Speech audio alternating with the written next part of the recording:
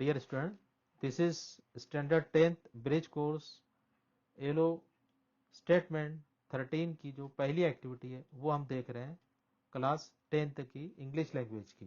देखिए this activity is about conversation, है ना, यानी जब when we communicate with each other, जब हम एक दूसरे से बात करते हैं, कम्युनिकेट करते हैं, तो to communicate in a particular language is a skill, and particularly in English language. We are learning English language. So we have to learn how to communicate, how to make a conversation in this English language. तो सबसे पहली चीज आपको ध्यान ये रखना है कि जब आप कन्वर्सेशन कर रहे हैं, at that time you have to use simple and short sentences, छोटे और सादे जुमले आपको यूज करना है। तो एज अ सैंपल यहां पर एक कन्वर्सेशन जो है वो दिया हुआ है, and in this conversation tree, pigeon, sparrow, है ना, these are talking with each other, वो एक दूसरे से बात कर रहे हैं। तो हम कन्वर्सेशन लर्निंग करने के लिए एक रोल प्ले कर कर जो है उसको सीख सकते हैं, है ना। आप जो है रोल प्ले मेथड यूज कर सकते हैं, यानी एक कैरेक्टर आप प्ले कर सकते हैं और उस कैरेक्टर के डायलॉग जो है आप अपनी जबान से जो है वो बोल रहे हैं, ऐसा आपको प्ले करना है, एक एक्ट करना है। तो उस तरीके से भी आप सीख सकते हैं। तो एक सैंपल यहां पर कन्वर्सेशन दिया हुआ है between tree and different birds, they are talking with each other. तो और दूसरी एक चीज कि हम जब सवाल पूछ रहे हैं तो सवाल का अंदाज, सवाल के अंदाज में हमको पूछना है, जब हम जवाब दे रहे हैं तो उस अंदाज में कहना है। जैसे यहां पर देखिए ट्री जो कह रहा है, hey sparrow, hi pigeon, how are you both, happy to see you in my garden, just surviving, absolutely true, where were you all this days. तो जब हम सवाल पूछ रहे हैं तो सवाल के अंदाज में पूछेंगे, और जब हम जवाब दे रहे हैं, एक कॉमन स्टेटमेंट दे रहे हैं, तो उसको उस अंदाज में हमको बोलना है। तो इन दिए हुए स्टेटमेंट्स को आप अपने अंदाज में जो है वो बोलने की कोशिश कीजिए। तो फिलहाल इसमें जो है आपको आपका असाइनमेंट ये रहेगा कि जिस तरीके से यहाँ पर कन्वर्सेशन दिया हुआ है, you have to write down the conversation between 2 और 3 पर्सन, है ना, 2 या 3 शख्स आपस में बात कर रहे हैं। इस तरीके से आप कन्वर्सेशन जो है पेश कर सकते हैं। जैसे फॉर एग्जांपल कि आपका पहला दिन है स्कूल में, कोरोना पेंडेमिक के बाद जो पहले दिन स्कूल शुरू हुई है, तो 3 दोस्त है इंक्लूडिंग यू, और आप बात कर रहे हैं कि कोरोना पीरियड जो था उसमें आपने किस तरीके से आपका वक्त गुजरा, आपने कैसे स्टडी की, कौन सी डिफिकल्टीज फेस की, है ना। तो उस पर शॉर्ट सेंटेंसेस आप बना सकते हैं। तो इस तरीके से आप ये एक्टिविटी कंप्लीट कीजिए। Now we will meet in next session, till then good bye.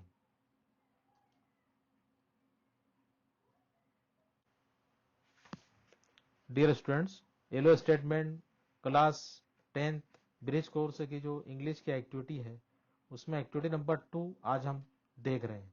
देखिए ये जो एक्टिविटी है, this activity is about to learn how to communicate, किस तरीके से हम बात कर सकते हैं, and how to talk, how to frame the questions, how to ask the questions confidently, है ना, एक कॉन्फिडेंस के साथ हम किस तरीके से बात कर सकते हैं। क्योंकि देखिए हम जब किसी से बात कर रहे हैं तो हमारे जो डायलॉग होते हैं तो वो हमारी पर्सनालिटी को रिप्रेजेंट करते हैं, उसका एक इफेक्ट होता है। तो हमें प्रॉपरली जो है अपने डायलॉग डिलीवर करना है, सही अंदाज में उनको बात करनी है।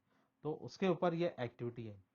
तो उसके यहाँ देखिए बताया गया है कि whenever we talk with someone, जब हम किसी से बात कर रहे थे तो हमारे जो डायलॉग्स रहेंगे उसका स्ट्रक्चर जो है वो प्रॉपर होना चाहिए। जो जुमले हम बोल रहे हैं उसका स्ट्रक्चर जो है वो प्रॉपर होना चाहिए, साथ ही साथ प्रॉपर वर्ब, एडजेक्टिव्स वगैरह का हमें यूज करना है। यानी जो हमारा ग्रामेटिकल स्ट्रक्चर है वो भी सही तरीके से होना चाहिए, तभी हम जो हमारी स्पीकिंग स्किल है तो उसको इफेक्टिव बना सकते हैं। तो उसके लिए तो आप सबसे अहम ये रहेगा कि आप जो इंग्लिश की जो बेसिक चीजें हैं, है ना, जैसे पार्ट्स ऑफ स्पीच वगैरह जो है वो आप अच्छी तरीके से उसको समझे, उसको मेमोराइज करें। अब देखिए यहाँ पर लर्निंग एक्टिविटी में जो है वो एक डायलॉग यहाँ पर दिए हुए हैं, और उन डायलॉग को जो है आप पहले अच्छी तरीके से उसको पढ़ें, उसे समझने की कोशिश करें, उसको सही तरीके से डिलीवर करें। तो जैसे फॉर एग्जांपल यहां पर आपको बताते चलूं कि this dialogue is between father and son. Father और सन जो है वो एक दूसरे से बात कर रहे हैं। तो जब फादर और सन बात कर रहे हैं तो सबसे इंपॉर्टेंट चीज है कि ये जो डिस्कशन रहेगा, ये जो कन्वर्सेशन रहेगा, ये इनफॉर्मल रहेगा। जब आप किसी ऑफिसर से बात कर रहे हैं या फोन पर बात कर रहे हैं या आप अपने हेडमास्टर के ऑफिस में गए, हेडमास्टर से आप कम्युनिकेट कर रहे हैं, तो वो इनफॉर्मल तरीके से आप बात करेंगे। जैसे आप क्लास में दाखिल होंगे, then you will ask may I come in sir, है ना, I want to talk to you, I want some suggestion, इस तरीके से हम सेंटेंस बोलते हैं। लेकिन जब आप फादर से बात कर रहे हैं तो it is not necessary for you to get the permission of your father, है ना। हमारे फादर से अगर हमें बात करना है, मदर से करना है, भाई से करना है, तो वो एक फॉर्मल कन्वर्सेशन होता है, फॉर्मल बातचीत होती है, जिसमें हमें फॉर्मल सेंटेंसेस हम यूज करते हैं। तो जब आप घर पे बात कर रहे हैं, आपका तरीका अलग होता है, बात करने का अंदाज अलग होता है। किसी ऑफिस में आप पहुंच रहे हैं तो उस अंदाज में बात करते हैं। यहाँ पर फादर और सन जो है वो आपस में बात करें। जैसे फादर कहते हैं, son you are 14 years old now, this is the right time for you to plan your career, है ना। फादर कहते हैं कि अब तुम्हारी उम्र 14 साल हो गई है और ये सही वक्त है कि आप अपने कैरियर का जो है वो सही तरीके से उसको उसके मनसूबाबंदी करें। What would you like to do in future, आप फ्यूचर में क्या करना चाहते हो। फादर जो अपने सन से पूछते हैं तो सन कहता है, जवाब देता है, I haven't given it too much thought dad, यानी मैंने उसके बारे में बहुत ज्यादा सोचा नहीं है डैड।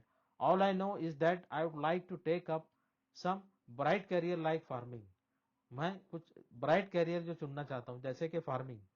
तो इस तरीके से फादर और सन जो they are talking with each other, they are communicating, they are, वो जो आपस में कन्वर्सेशन कर रहे हैं। तो इस कन्वर्सेशन को आप पूरी तरीके से रीड कीजिए, उसे आप पढ़िए और उसके बाद नीचे प्रैक्टिस के लिए कुछ क्वेश्चन से दिए हुए हैं, तो आप उसको कॉम्प्रिहेंस कर कर उस पैसेज को, इन क्वेश्चंस के आंसर राइट डाउन कीजिए। जैसे what is the content about, content किस ताल्लुक से है, हु आर द स्पीकर्स, कौन लोग बात कर रहे हैं, how old is the son, son की उम्र क्या है, what is the father insist the child, father बच्चे को किस बात पर जोर दे रहा है, what is the son interested in, बच्चा किस ताल्लुक से दिलचस्पी रखता है, what are the various careers mention in the discussion, इस डिस्कशन में कौन कौन से कैरियर के बारे में बयान किया गया है, how will the son work hard for his chosen career, अपने चुने हुए कैरियर के ताल्लुक से जो बेटा है वो कैसे मेहनत करना चाहता है,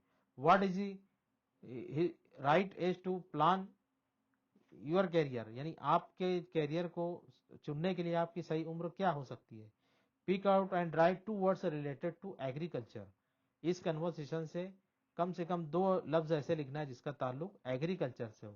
and what lesson do we learn from the talk, ये जो आपस में बात कर रहे हैं उसमें से उससे हमें क्या सबक मिला। तो इस तरीके से आप जो है इस कन्वर्सेशन को पढ़कर नीचे जो सवालात पूछे गए हैं उसके जवाबात जो है आप राइट डाउन करने की कोशिश कीजिए। तो ये एक्टिविटी थी। अब नेक्स्ट सेशन में हम इसी से रिलेटेड जो दूसरी एक्टिविटी है उस पर डिस्कस करेंगे। Till then, good bye. Dear student, today we will learn about activity number 3, which is the part of LO statement 13 की जो पार्ट है, activity number 3 of English language of 10th class, उसके बारे में हम डिस्कस करेंगे, उस एक्टिविटी को समझने की कोशिश करेंगे। देखिए, ये जो एक्टिविटी है इसमें हमारी जो कम्युनिकेशन स्किल है, पहली जो एक्टिविटी थी तकरीबन उसी से ये रिलेटेड एक्टिविटी है, लेकिन इसमें एक चीज और ऐड की गई है कि हम जब किसी से बात कर रहे होते हैं तो उस वक्त जो है हमारा जो गेस्चर्स होते हैं, है ना, हमारा जो इंप्रेशन होता है आंखों का, हमारे चेहरे का, वो किस तरीके से उसको हम इंप्रेसिव बना सकते हैं। साथ ही साथ using of correct pronunciation and intonation, यानी किसी भी सेंटेंस को जब हम डिलीवर कर रहे हैं, जब हम किसी से बात कर रहे हैं तो हम प्रॉपर प्रोनाउंसिएशन का यूज करें, लफ्जों का तलफ्फुज हमारा सही हो और इंटोनेशन सही हो। प्रोनाउंसिएशन और इंटोनेशन जो होता है ये लफ्जों का भी होता है और सेंटेंस का भी होता है। जैसे हम सवाल के अंदाज में करते हैं जवाब, जैसे व्हाट आर यू डूइंग, तुम क्या कर रहे हो, तो जवाब रहेगा आई एम रीडिंग, मैं पढ़ रहा हूं, आई एम रीडिंग, इस तरीके से। तो जो सेंटेंस जो होता है उसका भी उतार चढ़ाव, स्ट्रेस एंड इंटोनेशन होता है। इसी तरीके से वर्ड का भी होता है, जैसे हम कहते हैं वर्ड, तो अप टू डाउन जो है ये स्ट्रेस हो रहा है। तो इस तरीके से प्रॉपरली जो हम किस तरीके से बोल सकते हैं व्हेन जब हम ओरली हम किसी से बात कर रहे हैं, we are speaking, we are talking, तो वो एक्टिविटी यहाँ पर दी हुई है। अब देखिए यहाँ पर लर्निंग एक्टिविटी के तौर पर exercise regularly, live healthy life, इस टॉपिक पर जो है एक कन्वर्सेशन दिया हुआ है। अतुल एंड प्रतीक जो है आपस में बात कर रहे हैं, they are talking about exercise regularly, उनका मौजू जो है वो एक्सरसाइज रेगुलरली, उस पर वो बात कर रहे हैं। तो आप इसको रीड आउट कीजिए, उसको आप लाउडली जो है तो पढ़ने की कोशिश कीजिए। प्रॉपरली किस तरीके से हम सेंटेंस डिलीवर करते हैं उस अंदाज में आप उसको पढ़ने की कोशिश कीजिए। और उसके बाद न सिर्फ एक उसको पढ़ना है, बल्कि उसको जिसमें जो बेसिक आइडिया वो आप अंडरस्टूड भी कीजिए, उसको समझिए भी। एंड उसके बाद जो है प्रैक्टिस के लिए नीचे यहाँ पर सेंटेंसेस दिए हुए हैं, क्वेश्चन से दिए हुए हैं, उन क्वेश्चन के आंसर आपको राइट डाउन। जैसे what is the point of discussion, ये जो डिस्कशन हो रहा है बिटवीन टू पर्सन, उसमें पॉइंट क्या है, मेन पॉइंट क्या है। What are the benefits of exercise, exercise के बेनिफिट क्या है।